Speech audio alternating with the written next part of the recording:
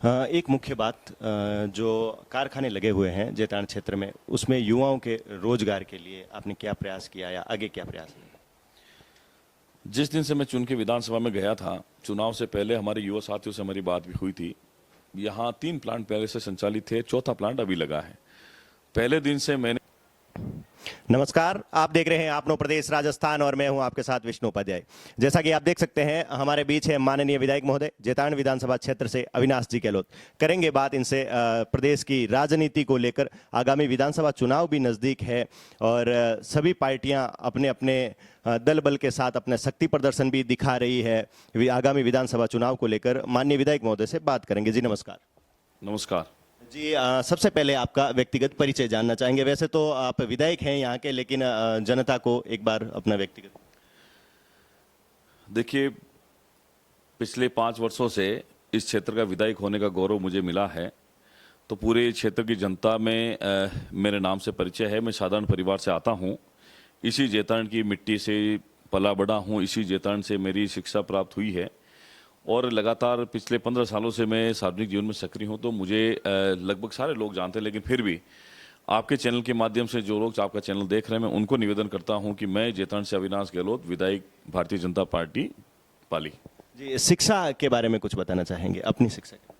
मेरी प्राथमिक से लेकर सीनियर सेकेंडरी तक की जो शिक्षा हुई है इसी जैतारण से हुई है। उसके बाद मैंने ग्रेजुएशन किया, उसके बाद मैंने पोस्ट ग्रेजुएशन किया, MA किया, फिर मैंने LLB किया, फिर मेरी BPED भी मैंने की है। तो मैं है मेरा क्वालिफिकेशन। राजनीति में आने का उद्देश्य, कोई मुख्य उद्देश्य? ऐसा कोई उद्देश्य नहीं है, लेकिन जब हमारे मन में ये रहता है कि हम लोग सार्वजनिक जीवन में रहकर लोगों की सेवा कर सकते हैं, तो बस वही था। इत्तेफाक से राजनीति में आना हुआ, पार्टी ने मेरे ऊपर भरोसा किया। शुरू से मुझे लीडर बनने का शौक था, लेकिन ये कैसे क्या हुआ तो मैं तो ईश्वर का आशीर्वाद समझता हूँ, पार्टी का आशीर्वाद समझता हूँ, इसलिए मुझे राजनीति में आने का अवसर मिला। पहली बार जनता ने आपको चुना, भारी मतों से आप विजय हुए, तो क्षेत्र की जनता में आप अपने कार्यकाल को आप कैसे देखते हैं? देखिए, कार्यकाल का विषय जब आता है तो ये तो जनता ही तय करती है। जनता ने जिताया, 5 साल का कार्यकाल कैसा रहा तो जनता के ऊपर छोड़ दिया कि जनता इसका निर्णय करेगी कि जो 5 साल का मेरा कार्यकाल रहा उसमें मैंने कैसे काम किए। मैं समझता हूं कि जो काम मुझे लगता है 75 वर्ष की आज़ादी में नहीं हुए, पहले भी काम हुए होंगे, मैं उसकी आलोचना नहीं करता हूं। समय के साथ में जब काम की डिमांड बढ़ती है तो मैंने भी विपक्ष में रहते वो सारे काम किए जो हमने चुनाव से पहले जनता से वादा किया था। कुछ काम है जो सरकार नहीं होने के कारण छूटे हैं, उनको आगे के टेन्योर में पूरा करेंगे। कोविड जो भयंकर महामारी फैली थी, उस समय अच्छी अच्छी सरकारें भी फेल हो गई थी, तो जैतारण क्षेत्र में आपका प्रयास भी अच्छा रहा, उस पर कुछ कहना चाहेंगे? देखिए, कोविड जैसी वैश्विक महामारी थी तो ये पूरे भारत में नहीं, विश्व के अंदर थी। लेकिन ये दुर्भाग्य कि राजस्थान में कांग्रेस सरकार का कोई सहयोग नहीं मिला। देश के प्रधानमंत्री ने मात्र बीमारी आने के 10 महीने बाद में एक वैश्विक टीकाकरण का अभियान चलाकर भारत के प्रत्येक नागरिक को 2-2 टीके लगाने का काम किया था, निःशुल्क।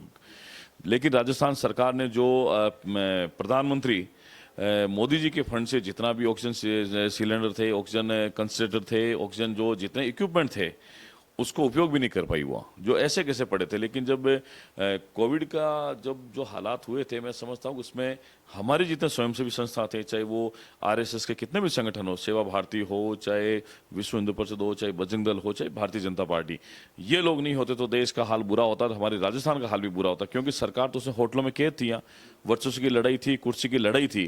तो उनको, जो राजस्थान की 8 करोड़ जनता है, उनके भले की चिंता नहीं थी, उनको तो कुर्सी बचाने का खतरा था। और मैं दावे के साथ में कह सकता हूं कि कोविड जैसी वैश्विक महामारी के समय जब प्रदेश की जनता जब मुश्किलों में थी, उस समय सरकार 5 स्टार होटलों के अंदर बंद थी। अभी मैंने माननीय पूर्व संसदीय सचिव दिलीप जी चौधरी का इंटरव्यू किया था। उन्होंने कहा कोविड के समय हमने ऑक्सीजन उपलब्ध करवाई, हमने हॉस्पिटलों को क्रमोन्नत करवाया, कोविड से पहले करवाया, तो उस पर कुछ कहना चाहेंगे? मेरा आपके चैनल के माध्यम से दावा है, जिन लोगों ने ये कहा है कि कोविड के समय में एक भी नेता जो राजनीति में रहता है, जो पिछले मेरे चुनाव के समय जो मैदान में थे, एक भी व्यक्ति बाहर नहीं निकला था। और मेरा आपके चैनल के माध्यम से दावा है कि उन्होंने अगर एक भी हॉस्पिटल में एक भी दिन, एक भी मिनट अगर गए होता, बताओ, जब आई हॉस्पिटल के अंदर हमारा कोविड सेंटर लगा था, एक दिन में 2 चक्कर 2-2 घंटे मैं वहां रह के आया हुआ। और हमने प्रशासन के साथ मिलकर, स्वयंसेवी संस्थाओं के साथ मिलकर हमने इतना अच्छा कोविड सेंटर, जब 30 बेड का पहले हमने शुरू किया, उसके बाद में 50-50, 60-60 लोगों को वहाँ एडमिट कराया था। उसके बाद हमने जो विवेकानंद स्कूल उसके अंदर कोविड सेंटर पहली लेयर के अंदर बनाया था। तो ये तो क्या कि कहने में, करने में, कथनी और करने में जिनके अंतर होता है वो आदमी हमेशा करता है, ऐसा नहीं। वो बहुत बहुत जो काम है उसके बारे में कहते हैं ये मैंने करा है, ये मैंने करा है, लेकिन इस जैतान क्षेत्र की जनता को अच्छी तरीके से मालूम है कि आपके संकट के समय आपके साथ में कौन खड़ा था। ये जो दो उद्घाटन उस पर मैं जाना चाहूंगा। अभी पूर्व संसदीय सचिव ने बोला था कि निमोल से जो जेतारानी की सड़क है वो हमने स्वीकृत करवाई है, और उस पर आप कुछ कहना चाहेंगे? उद्घाटन भी दो हो रहे हैं। देखिए, जेतान से निम्बोल की जो सड़क थी, मेरे चुनाव से पहले मैंने क्षेत्रवासियों से वादा किया था अगर मैं जीत जाता हूं तो इस सड़क को बना दूंगा। और इस सड़क को बनाने के लिए मैंने 2 साल तक प्रयास किया। जब मैंने उद्घाटन किया था तब वहाँ सैकड़ों की संख्या में लोग थे, घोड़े पर मुझे बिठाकर मान सम्मान दिया, बैंड बाजे के साथ में हमने उसको उद्घाटन किया, शिलान्यास किया था। जो आप बात कर रहे हैं जिनके 2-2 उद्घाटन की, वो तो हमारे जो प्रभारी मंत्री हैं उनको बुलाकर करवाने का प्रयास कर रहे थे, लेकिन वो आए क्यों नहीं है? जब मैंने उनसे बात करने का प्रयास किया, जब सच्चाई उनको पता लगी, जिस प्रभारी मंत्री होने के नाते मैंने उनसे पूछा था कि आपका योगदान क्या है इस रोड को बनाने के अंदर, इसको स्वीकृत कराने के अंदर। मैंने सरकार से यहाँ से लेकर विधानसभा तक मैंने आवाज उठाई थी, तब जाके वो सड़क स्वीकृत हुई थी। और मुझे पता था कि निम्बोल के, रामावास के, लोटोदी के, डिगना से जो लोग इधर जेतान आते हैं, उस समय रोड नहीं थी बिल्कुल। उस समय रोड में गड्ढे थे, गड्ढे में रोड थी, ये स्थिति थी। लेकिन आज 7 मीटर चौड़ी रोड बनाकर 17 करोड़ रुपए की लागत मैंने बजट के अंदर घोषणा करवाई थी। और बजट में घोषणा तभी होती है जब कोई एमएलए विधानसभा के अंदर आवाज रखता है। और जब मैंने वहां निम्बोल के उद्घाटन किया था, मैंने कम से कम 50 पन्नों की एक फाइल रखी थी लोगों के सामने, तारीख वाइज, इतनी तारीख को मैंने पत्र लिखा, इतनी तारीख को लिखा, और जो मैंने पत्र में लिखा था वही लाइन का बजट में डिक्लेरेशन हुआ था। तो ये तो उनका कहना है, तो मैं इसमें चिंता नहीं, आप जनता से जाके पूछो वो रोड किसने स्वीकृत कराई थी। जो ये सीवरेज लाइन है, इसकी डीपीआर बदलने को लेकर भी माननीय संसदीय सचिव ने बोला था, पूर्व संसदीय सचिव ने, कि मेरे कार्यकाल में मैंने ये सीवरेज स्वीकृत करवाई और कार्यकाल पूरा हो गया, कार्य नहीं हो पाया। तो उसकी डीपीआर पहले बांजाकुड़ी रोड थी और उसके बाद में यहाँ कारोलिया कर दी गई, जिससे घरों में पानी आता है, या ऐसी बात उन्होंने बोली थी। तो उस पर कुछ कहना चाहेंगे? पहले तो आप ये पता कीजिए कि रोड स्वीकृत कब हुई थी, किसके शासन में स्वीकृत हुई थी। एक बार ये पता करिए, एक बार पहले। झूठ की राजनीति ज़्यादा नहीं चलती है। और जब ये सीवरेज का कार्य हुआ था, लगभग 47 करोड़ रुपए की ये परियोजना है। बेशक परियोजना अच्छी थी, इसमें कोई दो राय नहीं है, लेकिन भ्रष्ट नगर पालिका के कांग्रेस बोर्ड ने इसमें जितना भ्रष्टाचार किया, जितना करप्शन किया, जितना अनियमितता की है, मैंने एसीबी से जांच करने के लिए भी बोला था, विधानसभा के अंदर भी बोला था, और हमने मंत्री को लिखा, मुख्यमंत्री जी को भी लिखा था इस बारे में। इसकी शुद्ध रूप से जांच करवाई जाएगी, तो जितने अधिकारी इसमें शामिल थे सब जेल में जाएंगे। लेकिन चूंकि भ्रष्ट सरकार है, निकम्मी सरकार है, अपना बोर्ड होने के नाते उन्होंने कोई जांच नहीं किया। जांच नहीं की तो उन्होंने मतलब क्या गए, जो घटिया क्वालिटी का काम किया था उसमें भी कोई फर्क नहीं पड़ा इनको। आप चिंता नहीं करें, महीने 2 महीने बाद में बीजेपी की सरकार आएगी, इनकी नाक में नथ डाल के ये जो सीवरेज में घोटाला हुआ था ना, इसका पूरा ये जो नुकसान क्षेत्र की जनता का किया, इसको पूरा करने का प्रयास करेंगे। और रही बात डीपीआर की, डीपीआर तो अब उनको, जब उन्होंने कहा था हमने स्वीकृत करे, फिर काम आपने शुरू क्यों नहीं करवाया? आपने क्यों नहीं काम शुरू करा? काम तो हमारे समय शुरू हुआ था। बोर्ड किसका था? नगर पालिका के अंदर। डीपीआर के विपरीत काम किसने किया था? ये भी तो जांच का विषय। कभी आपने सीवरेज के बारे में बोला है क्या? कभी आपका बोर्ड होने के नाते आपने एक शब्द सीवरेज के बारे में नहीं बोला था। मैंने बोला था, लेकिन आपका सहयोग कहाँ था उस समय? क्योंकि आपको तो वहां से जो मलाई खाने का जो था ना, वो तो आपने खाई थी। फिर आप क्यों बोलेंगे? जो अभी शहर में या ग्रामीण क्षेत्रों में भी देख लो, पानी व बिजली की मुख्य समस्या है। तो आपका क्या प्रयास रहेगा इस पर प्रदेश की जनता को राहत दिलाने का? देखिए, जेतारण के अंदर 325 करोड़ रुपए की जवई जल परियोजना का हमारी वसुंधरा जी की सरकार में स्वीकृत हुआ था। ये स्वीकृत हुआ था हमारे रूपकुंज जी महाराज साहब के प्रयास से। जब वसुंधरा जी मुख्यमंत्री थे, वो आए थे, तो हमारे महाराज सिंह ने ये कहा था कि जेतारण पानी की समस्या है, तो उन्होंने उसी समय ये स्वीकृति दी थी 315। उसके बाद डीपीआर बने, डीपीआर बनने के बाद में काम भी शुरू हुआ। लेकिन ये 5 सालों में कांग्रेस की सरकार ने जिस कंपनी का था, पहले तो कंपनी छोड़ के चली गई, उसके बाद एक दूसरी कंपनी को उसको वापस दिया, उसने सबलेट किया। सबलेट करने के बाद में जो पैसा मिलना चाहिए था कंपनी को, वो सरकार ने दिया नहीं, क्योंकि हमारे समय का 325 करोड़ रुपए अलॉट इस परियोजना के लिए। मैं बड़े दुख के साथ में कहना पड़ रहा मुझे कि आज जवई बांध से जो पानी सप्लाई होना है, 61 फीट 62 फीट के करीब की भराव क्षमता है उस जवई बांध की। कल परसों आपने मीडिया के माध्यम से देखा होगा, बांध ओवरफ्लो हुआ, चादर चली और एक्स्ट्रा पानी जो बाहर आया। लेकिन उसके बावजूद पूरे पाली जिले में जवई बांध का मीठा पानी लोगों को नहीं मिल रहा है। क्या कारण है? कि जब 25 फुट 30 फुट होता तब भी 30 दिन पानी मिलता, लेकिन आज 60 फीट भराव क्षमता होने के बाद भी, ओवरफ्लो होने के बाद भी क्षेत्र की जनता को पानी नहीं मिल रहा है। हमने लगातार मंत्री से लेकर या एससी से लेकर एक्शन से लेकर इन सब लोगों का, लेकिन भ्रष्ट सरकार के भ्रष्ट अधिकारियों की मिलीभगत के कारण क्षेत्र की जनता को मीठा पानी उपलब्ध नहीं हो रहा है। ये बड़े दुख का विषय है। और रही बात बिजली की, इसी सरकार ने अपने चुनावी घोषणा पत्र में ये वादा किया था कि हम अगर सरकार में आएंगे, सत्ता में आएंगे, तो बिजली की दरें नहीं बढ़ाएंगे। जो एग्रीकल्चर की बिजली है वो 6 घंटे देंगे, जो शहरी बिजली वो 24 घंटे में सप्लाई करेंगे, उद्योगों में बिजली देंगे, बिजली की दरें नहीं बढ़ाएंगे। तो मैं आपको दावे के साथ में कह सकता हूँ, इस सरकार के टेन्योर में इन्होंने वादा खिलाफी की, लगभग 6 से 7 बार इन्होंने बिजली की दरें बढ़ाई। अभी थोड़े दिन पहले आपने विधानसभा में सुना होगा कि इन्होंने फ्यूल सरचार्ज के नाम पर, स्पेशल फ्यूल सरचार्ज के नाम पर, जब प्रदेश के विभिन्न बिजली घरों में एक नोटिस बोर्ड चस्पा हुआ, उस नोटिस बोर्ड के अंदर ये था कि ये कोयला है, ये कोयले की खरीद के कारण हम फ्यूल सरचार्ज लगा रहे हैं। तो उन्होंने लगभग 1 रुपए तक का फ्यूल सरचार्ज पिछले 6 महीने के अंदर उन्होंने बढ़ाया बिजली सरचार्ज पे। उसके कारण लोगों का जो 300 रुपए 400 रुपए का बिल आ रहा था वो 1500 रुपए 2000 बढ़ के आना शुरू हुआ। इस सरकार ने कहा था कि हम अभी 2 साल में 50 यूनिट बिजली फ्री देंगे, 100 यूनिट बिजली फ्री देंगे, लेकिन बिजली नहीं है तो बिजली का बिल कैसे आएगा? एक तरफ तो इन्होंने फ्यूल सरचार्ज बढ़ा दिया। मैं तो ये कहता हूं कि आपको किसी 3 स्टार 5 स्टार होटल का खाने के लिए आपको ले जाते हैं और वहां जाकर इंदिरा रसोई का खाना खिला देते हैं, तो आपके साथ में कैसा होता? यही जो हालात है ये सरकार के हैं। वादे तो अच्छे करती है, लेकिन उसके बाद परिणाम जो है वो जनता के हित में नहीं होता। इसलिए मैं समझता हूं कि पानी हो चाहे बिजली का मुद्दा हो, ये सरकार शुद्ध रूप से अपने घोषणा पत्र से जो मुकरी है उसका जवाब जनता इस बार देगी। एक आरोप उन्होंने ये भी लगाया कि मगरा क्षेत्र विकास से वंचित है, आप कुछ कहना चाहेंगे? मगरा है किसका? मगरा उनका है भी नहीं, मगरा हमारा है। जितना मैदानी क्षेत्र में काम कराते उतना मगरा क्षेत्र में काम कराते हैं। मेरे एमएलए कोटे का लगभग मुझे 5 सालों में मिलता है 19.25 करोड़ रुपए। मेरा एक बार जिला परिषद आप सूचना लेना, रायपुर पंचायत समिति सूचना लेना कि मैंने कितना रुपया पंचायत समिति रायपुर के माध्यम से मगरा क्षेत्र को दिया है। अभी देखिए, झाला की चौकी से लेकर कोट किरण तक की 40 किलोमीटर की रोड 30 करोड़ रुपए की लागत की बन रही है। अभी आप देखेंगे तो अभी पिछले सालों में जितनी मैंने रोडों का काम करवाया कोई नहीं करा सकता है। आप एक बार सूची देखना, चाहे पीडब्ल्यूडी की रोडें हो, चाहे प्रधानमंत्री ग्राम सड़क की रोड हो, जितनी मैंने रोडें कराई है पहले नहीं होती। 15-15 20-20 सालों से जो सड़कें बनी हुई थी अब वो रिपेयरिंग हो रही है।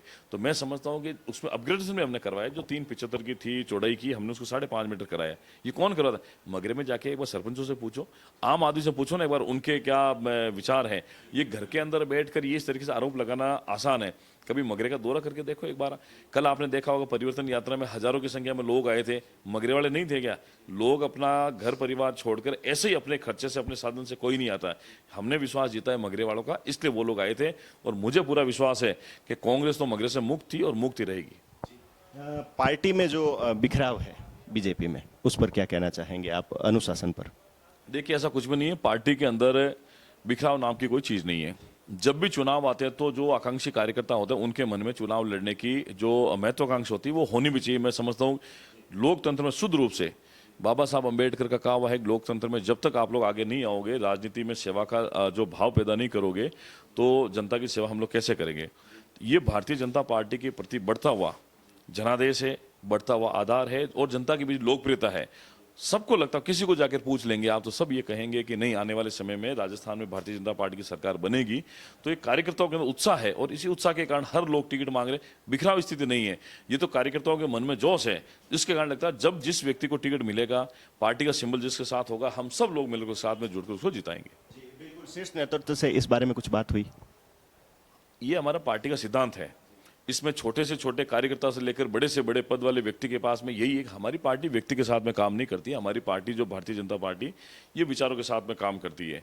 हमने 2-2 सांसदों के साथ में जिस देश के अंदर शुरुआत की राजनीति के क्षेत्र में, आज 300 से ज़्यादा हमारे लोकसभा के सांसद हैं, हमारे सैकड़ों राज्यसभा के सांसद हैं, पता नहीं कितने गवर्नर हैं, कितने सारे हैं। तो हमारे पार्टी ने आधे से ज़्यादा भारत के अंदर ये जो मजबूती हासिल की है, ये कार्यकर्ताओं के दम पर की है, विचार को आगे बढ़ाने के कारण की है। तो मैं समझता हूँ कि शीर्ष नेतृत्व हो चाहे नीचे वाला कार्यकर्ता, सब विचारों को लेकर चलते हैं, विचारों के साथ समझौता नहीं करते हैं और जो राष्ट्र के निर्माण में अपनी भूमिका निभाते हैं, समाज निर्माण में भूमिका निभाते हैं, सबको साथ लेकर चलने का प्रयास करते हैं। मोदी जी ने ठीक ही तो कहा, वसुदेव कुटुंबकम की भावना को लेकर चलेंगे, सबका साथ, सबका विकास, सबका प्रयास की भावना को लेकर चलेंगे। यही तो मूल मंत्र है हमारे सबका। तो हम सब पार्टी के कार्यकर्ता हैं, वो इसी मूल मंत्र को लेकर काम करते हैं और आगे भी चलते रहेंगे। महान पुरुषों की जो मूर्तियां हैं चौक चौराहे पर लगवाने का आपने कहा था, उस पर क्या कहना चाहेंगे? देखिए, इस कांग्रेस सरकार में ये बड़ा मुश्किल होता है कि हमारे हिंदू धर्म के, हिंदू संस्कृति के देवी देवताओं की मूर्ति अगर हम लोग लगाना भी चाहें तो उनका प्रयास रहता है कि वो कम से कम नहीं लगे। हम चाहते हैं कि जैतारण के अंदर भी लगे। थोड़े दिन बाद में हमारा प्रयास है कि हम लोग लगाने का प्रयास कर रहे हैं। प्रशासन के साथ भी हमारी बातचीत चल रही है, तो मैं समझता हूँ कि उसमें हमें सफलता मिलेगी और हम ये निश्चित रूप से लगाने का प्रयास कर रहे हैं। कोई ऐसा कार्य जो बड़ा कार्य हो, अपना अपना सपना हो, जो लेकर आप राजनीति में आए और उस पर खरा नहीं उतर पाए, क्योंकि आप मान रहे हो कि राजनीतिक पूर्वाग्रह वोट बैंक की राजनीति है, उस कारण कांग्रेस की सरकार है और पूरा नहीं हो पाया, तो अगली बार अगर आप चुन के आए तो ऐसा कौन सी बड़ी उपलब्धि है, जो सौगात है, जो क्षेत्र की जनता को देना चाहेंगे? देखिए, सबसे बड़ा मुद्दा तो हमारा पेयजल का है कि हमारी सरकार के समय की जो योजना है उसकी क्रियान्वित अभी तक नहीं हुई है। सरकार बदलने के कारण ये दुर्भाग्य रहा हमारा कि जैतारण की जनता ने तो कोई कमी नहीं रखी, लेकिन राजस्थान में मात्र 1.5 लाख वोटों के अंतर से हम लोग चुनाव हारे। कुछ जगह हम लोग पिछड़े भी हैं, लेकिन इस बार जनता इस उम्मीद में है कि राजस्थान में डबल इंजन की सरकार बनेगी और हजारों मतों से जैतारण भी जीतेंगे। पूरे राजस्थान में एक तरफा बहुमत के साथ में हमारी सरकार बनने वाली है। मुख्य रूप से जो पेयजल का मुद्दा है, जो परियोजना है, उसको भी पूरा करने का प्रयास करेंगे। एक खेल एकेडमी का जो हमारा प्रस्ताव है, मैं समझता हूँ सरकार के पास से पड़ा है, लेकिन सरकार चूंकि कांग्रेस की होने के कारण उनको लगता है कहीं इसका माइलेज बीजेपी को नहीं मिल जाए, इसलिए वो ऐसे काम करने में से थोड़ा परहेज करती है। हमारी लगातार मांग रही है, हालांकि बजट के अंदर भी घोषणा हुई है खेल स्टेडियम की, लेकिन हमारा खेल एकेडमी का प्रयास है, वो एकेडमी अगर लग जाए तो क्षेत्र के जितने भी खिलाड़ी हैं उनको खेलने का थोड़ा प्लेटफॉर्म मिलेगा। और कुछ और है हमारे मन में है, लेकिन अब नहीं होता, कभी सरकार में प्रयास हमारा रहता है। मेरा आपसे ये निवेदन है कि मेरे जो 5 सालों का कार्यकाल है, विधानसभा के अंदर मैंने जितनी आवाज़ें उठाई है, जितना बात मैंने करी है, हर एक इश्यूज़ को लेकर सरकार के सामने रखा है। कई मांगे हमारी पूरी हुई है, कुछ बातें इसलिए पूरी नहीं कि हम लोग विपक्ष में थे यहाँ, तो उनको आगे जब दूसरा जनता के आशीर्वाद से मौका अगर मिलेगा तो उसको पूरा करने का प्रयास करेंगे। एक मुख्य बात, जो कारखाने लगे हुए हैं जैतारण क्षेत्र में, उसमें युवाओं के रोजगार के लिए आपने क्या प्रयास किया या आगे क्या प्रयास है? जिस दिन से मैं चुन के विधानसभा में गया था, चुनाव से पहले हमारे युवा साथियों से हमारी बात भी हुई थी। यहाँ 3 प्लांट पहले से संचालित थे, चौथा प्लांट अभी लगा है।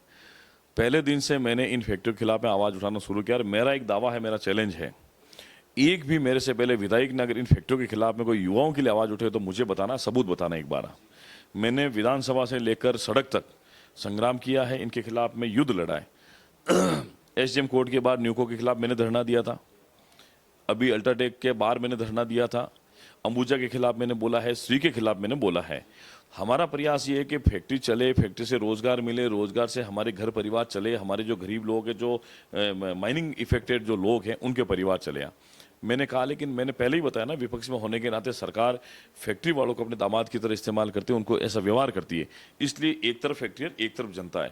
हमने जनता के साथ मिलकर संघर्ष किया है, कुछ चीज़ों पर हमें सहमति मिली है, कुछ चीज़ों पर हमारा प्रयास सफल भी हुआ, लेकिन आंशिक रूप से हुआ, वो ज़्यादा हमारा प्रयास सफल नहीं हुआ। तो हम लोग ये प्रयास करेंगे कि अभी आने वाले समय में जब हमारी सरकार बन जाएगी, इन फैक्ट्री वालों को साथ बैठकर जो स्थानीय जो व्यक्ति हैं, जो बेरोजगार हैं, उनको भी रोजगार दिलाने का प्रयास करेंगे। आपने देखा होगा कि 28.5% की बेरोजगारी दर राजस्थान के अंदर है, जो भारत में पहले दूसरे नंबर पर है। अगर इन लोगों ने प्रयास किया होता, मैंने तो विधानसभा में ये भी कहा कि 75% स्थानीय व्यक्ति को रोजगार का सरकार कानून बनाए, ताकि फैक्ट्री वाले फिर मनमर्जी नहीं कर सके। तो हमारा प्रयास ये है कि भाई ये कानून बने जिससे ये पूरे राजस्थान के युवाओं को फायदा मिल सके, लेकिन सरकार ऐसा कर नहीं पाई है, क्योंकि उनको उनकी जो सांठगांठ होती है वो ऊपर तक रहती है। हम यहाँ प्रयास करते हैं हमारे स्थानीय लोगों के लिए। हमने पहले भी कहा था कि हम फैक्ट्रियों के खिलाफ में नहीं है। जब फैक्ट्री लगेगी तो लोगों को रोजगार मिलेगा, रोजगार मिलेगा कि लोगों के परिवार चलेंगे। तो ये क्या कि थोड़े से मुझे लगता है कि इसमें कहीं ना कहीं राज्य सरकार की कमी है, राज्य सरकार की प्रशासनिक फेल्योर है कि वो अगर निर्देश देकर पाबंद करके अगर काम करेंगे तो हमारे क्षेत्र वालों को फायदा मिलेगा। जी बिल्कुल, रोजगार को लेकर विधायक महोदय का कहना है कि जो कांग्रेस की सरकार है प्रदेश में, उस कारण युवाओं को रोजगार में थोड़ी दिक्कत हो रही है और जनता भी यही चाह रही है कि परमानेंट कोई रोजगार हो क्षेत्र में। बेरोजगारी भत्ता देना ही कोई सोल्यूशन नहीं है, ये एक योजनाएं हैं, कल भी बंद हो सकती है, लेकिन रोजगार पैदा करना पड़ेगा। स्वास्थ्य के क्षेत्र में अपने योगदान गिनवाए थे पूर्व संसदीय सचिव साहब ने, और बोला था कि भाई हमने क्रमोन्नत करवाए हैं हॉस्पिटल, उस पर क्या कहना चाहें? देखिए, मैंने पहले बताया ना, वो कुछ भी कह सकते हैं। जिनका आधार झूठ पर चलता है वो कुछ भी कहने के लिए कहते हैं। जो हमारी स्वीकृत करें रोडों को वो अपना बता सकते हैं, हमारे किए हुए काम को अपना बता सकते हैं। तो स्वास्थ्य के क्षेत्र में अगर उन्होंने नहीं भी किया होगा तो बताएंगे, इसमें मुझे कोई कुछ कहना नहीं है। लेकिन मैं ये समझता हूँ कि जैतारण के अंदर 30 वर्षों के बाद में वापस ऑपरेशन शुरू हुए हैं। 30 वर्षों के बाद में, 30 वर्ष पहले तो मैं नहीं था, मैं अब आया हूँ। तो मैंने जो यहाँ इक्विपमेंट दिए थे हॉस्पिटल के अंदर, इस सीएससी को, जेतान सीएससी को आदर्श सीएससी बनाने के लिए लगभग 2 करोड़ रुपए के मैंने इक्विपमेंट दिए वहाँ। ओटी टेबल मैंने दी है, कलर सोनोग्राफी मैंने दी है, डिजिटल एक्सरे मैंने दिया है, ब्लड बैंक मैंने शुरू कराया है। और पूरे राजस्थान में डायलिसिस कहीं नहीं है, लेकिन जेतान की सीएससी मैंने डायलिसिस शुरू कराया है। मैं धन्यवाद देता हूँ पावन धाम ट्रस्ट को, रूपमुनि जी महाराज साहब के आशीर्वाद से उनकी जो एक मशीन थी डायलिसिस, वो हमने डोनेट करी भामाशाहों के सहयोग से, उसको हमने चालू करवा दिया। और पूरे राजस्थान सरकार ने घोषणा की थी बजट में कि राजस्थान की प्रत्येक सीएससी पर डायलिसिस शुरू कराएंगे, लेकिन आज 2 साल बीतने के बाद भी एक भी सीएससी पर डायलिसिस सुविधा शुरू नहीं हो पाई है। लेकिन मेरे जेतान में शहरवासियों के सहयोग से, पावन धाम के सहयोग से और स्थानीय सीएससी के सहयोग से हम डायलिसिस की सुविधा को शुरू करने में सफल रहे हैं। तो मैं समझता हूँ कि चिकित्सा के क्षेत्र में आज आप देखिए कि जेतान के अंदर हमने घोषणा करी थी 50 से 100 बेड क्रमोन्नति किया, उसमें भी कुछ लोगों ने अड़ंगे डाले थे। 75 बेड की कागजों में स्वीकृति हो गई। आज 10 से 11 डॉक्टर जेतान सीएससी के अंदर हैं, निमाज बड़ी सीएससी उसके अंदर भी डॉक्टर हैं, राज सीएससी में भी डॉक्टर हैं।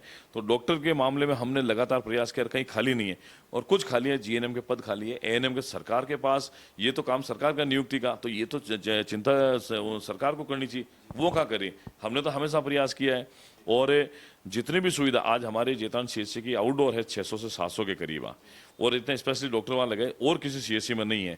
ये जिला अस्पताल के बराबर की कैटेगरी का हॉस्पिटल हमने बनाया है, जहाँ सीसीयू वार्ड है, सब कुछ है यहाँ। लेकिन उन लोगों का प्रयास कुछ भी नहीं, वो लोग तो राजनीति करेंगे। हमारा भाव है कि जनता की सेवा करना, उनका है राजनीति करने का। तो मैं समझता हूँ कि सबसे बड़ा अंतर हमारा, जिसको जनता देख रही है, और मैं ये समझता हूँ कि मैं तो देखो साहब, मेरे कार्यकाल का एक ये बुकलेट बहुत जल्दी ये लॉन्च कर रहे हैं, जिसमें मेरे 5 साल का जो हिसाब किताब है वो हम जनता के बीच में रखेंगे। और इसमें ईयर वाइज है, 2018 में जीतने के बाद में 2019 में क्या किया, 2020 में क्या किया, 2021 में क्या किया, 22 में क्या किया, 23 में क्या किया। तो अभी तक का जो रिपोर्ट कार्ड है वो मैं जनता के बीच में रखने वाला हूं। और हमने वही इसमें लिखा है जो हमने काम किया है, बाकायदा प्रूफ के साथ हमने ये दिया है। तो ये जो बुकलेट है ये जनता के बीच में रखेंगे कि हमने जो काम किया है, वो जनता इसका फैसला करेगी काम कैसा है कैसा नहीं। बिल्कुल, आप देख सकते हैं बुकलेट की बात कर रहे हैं माननीय विधायक महोदय। 5 वर्ष आपदा में राहत, विपक्ष में संघर्ष और विकास का हिसाब, ये जो रिपोर्ट कार्ड है पेश करने की बात कर रहे हैं, बहुत ही जल्द जनता के बीच में ये आएगा। जल जीवन मिशन के बारे में कुछ कहना चाहेंगे? प्रधानमंत्री मोदी जी की बहुत ही महत्वपूर्ण योजना है। हमारे केंद्रीय जल शक्ति मंत्री आदरणीय गजेंद्र सिंह शेखावत साहब और सबने मिलकर प्रत्येक पंचायत के गांवों में हर घर में मीठे पानी की योजना जो है नल के माध्यम से पहुंचाने की थी। लगभग 30,000 करोड़ रुपए मतलब अभी दिए हैं सेंट्रल गवर्नमेंट ने पेयजल के मामले में। लेकिन आप पता करना एक बार उसने कितना खर्च किया है, खर्च नहीं कर पा रहे। और जो जल जीवन मिशन के अंदर मैं ये कह रहा हूं आपके चैनल के माध्यम से कि अरबों रुपए का इसमें घोटाला हुआ है। जेतान क्षेत्र में जितनी भी पाइपलाइन डली है उसमें भी घोटाला हुआ है। अभी सप्ताह पहले मैंने मुख्यमंत्री जी को, मैंने मंत्री जी को और मैंने प्रशासनिक अधिकारियों को लेटर लिखकर ये मांग की है कि जेतान क्षेत्र की जितनी भी ये पाइपलाइन डाली उनकी जांच करें, कितने कनेक्शन देने थे, उससे कितने दिए उसकी जांच करें, और उसकी एसीबी से जांच करवा कर जिन लोगों ने ये घोटाला किया, जिन लोगों ने ये अनियमितता की, उनके खिलाफ में कार्रवाई करें। क्योंकि पंचायतों में बहुत कम पैसा, केंद्र सरकार की जो योजना है केंद्रीय वित्त आयोग का, उसके हिसाब से पैसा तो मिल जाता है, लेकिन राज्य वित्त आयोग का जो पैसा है वो नहीं मिल पा रहा है। उसके कारण पंचायतों में काम भी नहीं हो रहा है। और मैंने तो पूरी पंचायतों में लगभग 68 पंचायतें मेरे पास में जेतान और रायपुर किया, सब जगह हमने कहीं 10 लाख दिया, कहीं 20 लाख दिया, कहीं 40 लाख, कहीं 50, कहीं मैंने 60-60 लाख रुपए दिए। उनका रिकॉर्ड भी एक बार देख लेना। जल जीवन मिशन में जितनी रोडें बनी वो सब खराब पड़ी है, पानी के कनेक्शन नहीं मिल पा रहे, और जो लोगों को परेशानी है उस पर किसी अधिकारी ने कभी कोई संज्ञान नहीं लिया। हमने 1000 बार इन अधिकारियों को बोल दिया, लेकिन चूंकि जब अधिकारी कर्मचारी से लेकर अधिकारी से लेकर ऊपर तक लोग मिले हुए रहेंगे इन ठेकेदारों के साथ मिलकर, तो जनता की भावनाओं के साथ में खिलवाड़ होगा। और अभी मैंने लिखा निश्चित रूप से इसकी जांच हम लोग करवा रहे हैं एसीबी के माध्यम से। और मेरा तो मुख्यमंत्री से निवेदन है, मंत्री से निवेदन है कि आप लोग इसकी जांच करवाएं, जो भी दोषी अधिकारी कर्मचारी हैं उनके खिलाफ में सख्त कानूनी कार्रवाई कराएं। ये बहुत बड़ा घोटाला है, हमारी पार्टी ने उठाया है, हमारे जो किरोड़ीलाल जी मीणा है हमारे सांसद, उन्होंने भी उठाया, उन्होंने धरना भी दिया है और बाकायदा सबूत दिया उन्होंने कि यहाँ इस चीज में घोटाला है। उसके बावजूद सरकार सो रही है। और मैं तो ये समझता हूँ कि भ्रष्टाचार के अंदर राजस्थान में नंबर 1 ये सरकार, बेरोजगारी में नंबर 1, महिला अपराध में नंबर 1, हत्या के मामले में नंबर 1, गैंग रेप के मामले में नंबर 1, बेरोजगारी के मामले में नंबर 1, बिजली आपूर्ति अगर सही ढंग से नहीं होती है, बिजली बंद होती है, उसके मामले में नंबर 1, किसानों के साथ में जो अत्याचार उसके मामले में नंबर 1, कोरोना में किसी व्यक्ति को सहायता नहीं दी, लंपी बीमारी आई थी तो वहां किसी को सहायता नहीं दी, जब जिस प्रदेश में सबसे ज्यादा गायों की मौत हो जाती है लंपी बीमारी में, लगभग 7 से 8 लाख गौवंश की मौत हुई, इन्होंने मात्र 35,000 गौवंश को अभी 40,000 रुपए के अनुदान 7 जून के बाद में देना शुरू किया है। अब आप समझे कि कहाँ तो 7 लाख का आंकड़ा और कहाँ 35,000 गौवंश। ये मैं ऑन रिकॉर्ड आंकड़ा बता रहा हूँ आपको। और उसके अलावा मतलब प्रधानमंत्री मोदी जी की स्कीमें एक तरफा, राज्य सरकार की स्कीमें एक तरफा। इस सरकार ने, कांग्रेस की सरकार ने पिछले 5 साल में सिर्फ वो काम किया अपनी कुर्सी बचाने का, इसके अलावा जनता के साथ में कोई काम नहीं किया। आपने थोड़े दिन पहले देखा होगा, इन्होंने माताओं बहनों के लिए मोबाइल फोन बांटे थे। इतना कबाड़ा है मोबाइल के अंदर, थोड़े दिन बाद वो खराब हो जाएंगे।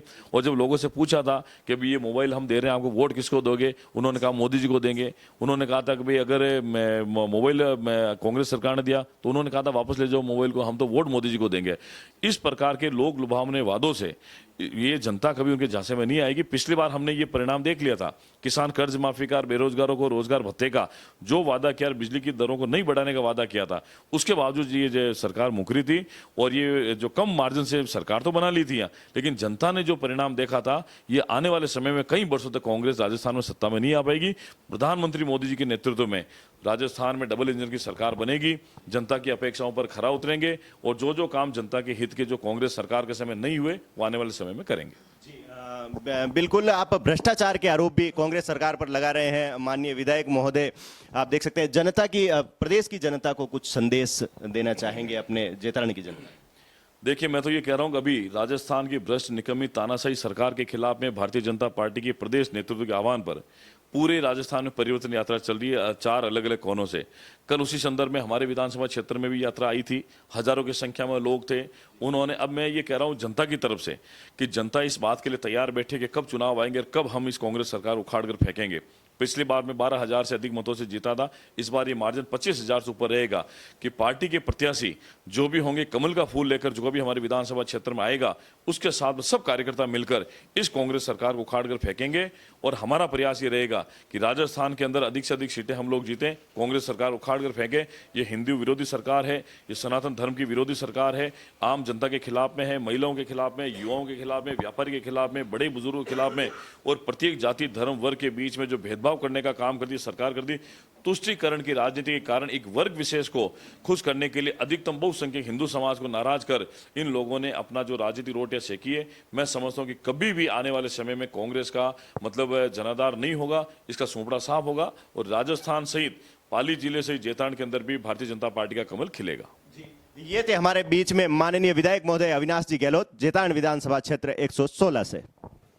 आप देख सकते हैं बीजेपी के कार्यकर्ता हमारे बीच है, इनसे भी बात करेंगे। टिकट को लेकर जो मारामारी चल रही है तो जनता का क्या मूड है वो भी जानेंगे प्रदेश की जनता से। जी नमस्कार।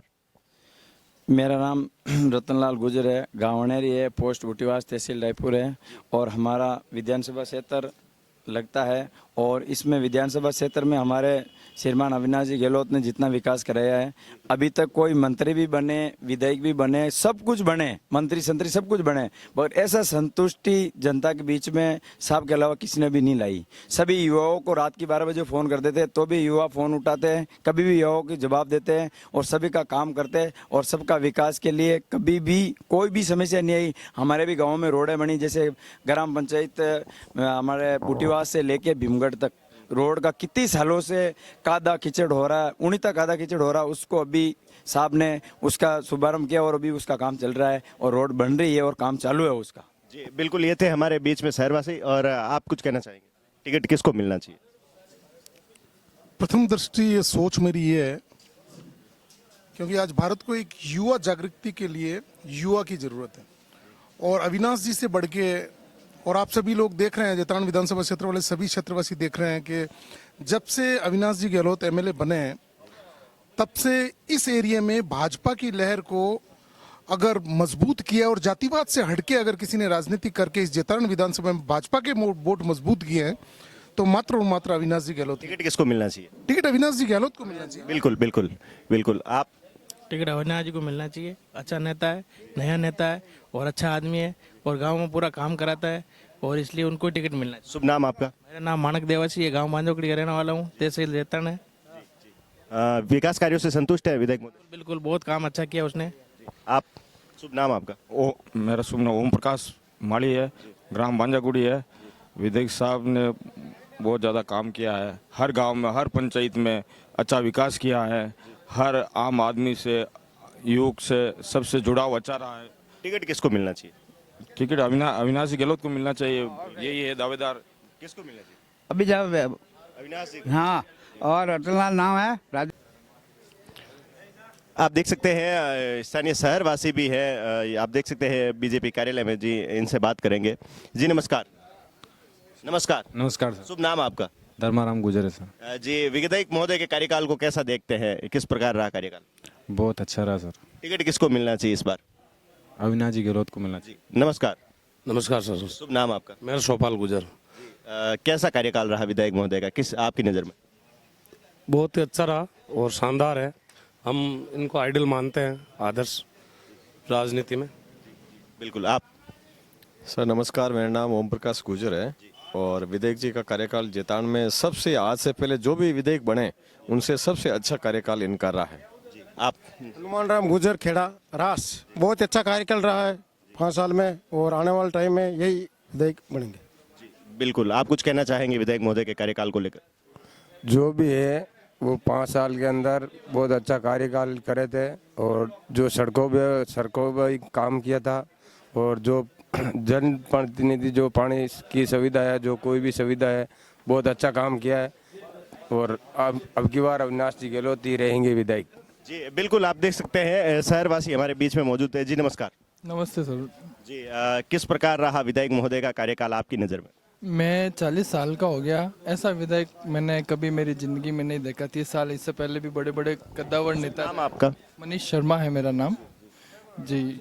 30 साल हो गए, इससे पहले बीजेपी के विधायक रहे हुए हैं, जो कैबिनेट मिनिस्टर तक रहे हुए हैं, कांग्रेस के विधायक रहे, जो संसदीय सचिव रहे, पर ऐसा विधायक हमने इस क्षेत्र में कभी नहीं देखा। इस बार टिकट किसको मिलना चाहिए? निश्चित रूप से कहने की बात है, पर फिर भी हम पार्टी का निर्णय सर्वोपरि मानते हैं। टिकट किसी को भी मिले, हम सिंबल के साथ रहेंगे।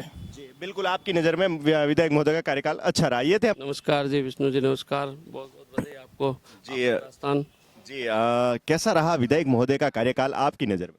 विधायक महोदय जी का कार्यकाल बहुत ही सराहनीय रहा। इन्होंने गांव ढाणियों सब जगह विकास करवाया है, रोडों का जाल बिछवाया है, जहां पानी नहीं पहुंचा वहाँ पानी पहुंचाया है, और ये सदैव किसानों के हित में सोचने वाले और सदैव जनता की सेवा में लगे रहने वाले विधायक है। तत्पर रहते हैं कार्यकर्ताओं के कार्य के लिए, और जहां भी बुलाते हैं विधायक महोदय सहर्ष हाजिर होते हैं, और विकास कार्य काफ़ी करवाए हैं जो गिनाना, शब्दों में गिनाना मुश्किल है। जो कुछ कार्य अधूरे रहे हैं उनके बारे में कुछ कहना चाहोगे? जो कार्य अधूरे रहे हैं, क्या आप मान के चलिए कि अभी सरकार विपक्ष की है और विधायक महोदय जी भाजपा से आते हैं, कांग्रेस की सरकार है, तो जो भी कोई नए प्रपोजल लाते हैं तो कांग्रेस सरकार उनमें रोड़े अटकाने का काम करती है।